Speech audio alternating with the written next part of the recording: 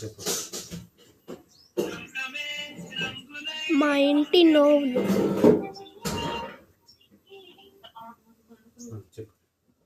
Hello, ఏం చేస్తున్నా? ఏం చేయట్లేదమ్మా. ఏం చేస్తున్నా?